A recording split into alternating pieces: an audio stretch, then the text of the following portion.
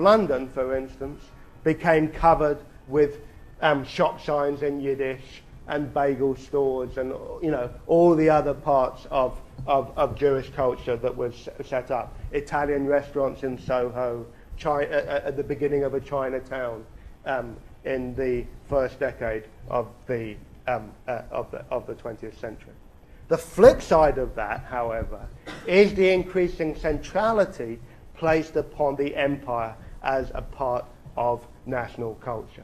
And the beginning of Empire Day in 1896 is a really good illustration of that. Increasingly, cultural life in Britain became marked by a increasing sort of a militarism that was associated with the growth of the empire in the 1880s.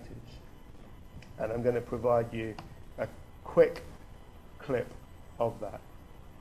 Again, if this works. This is during the Boer War. When Lord Roberts visited Manchester on the 10th of October 1901, he was there for two reasons. Firstly, to distribute medals to the Boer War veterans, and secondly, to unveil the statue of Queen Victoria in Piccadilly.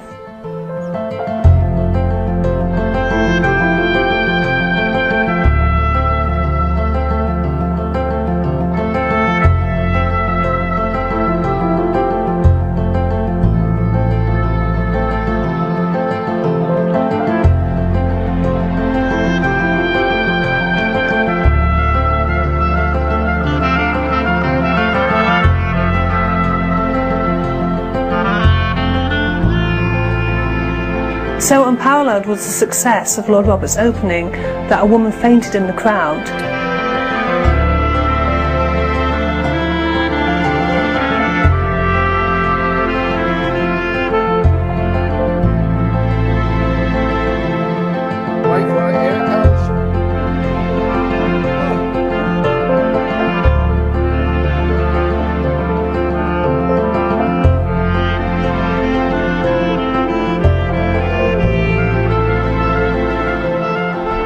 Lord Roberts was...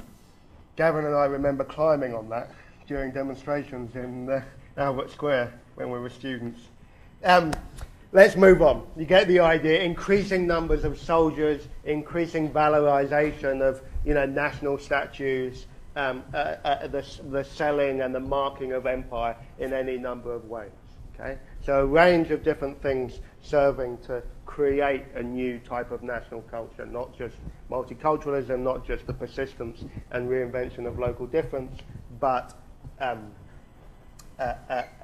the patriotism and militarism associated with empire in the early 20th century.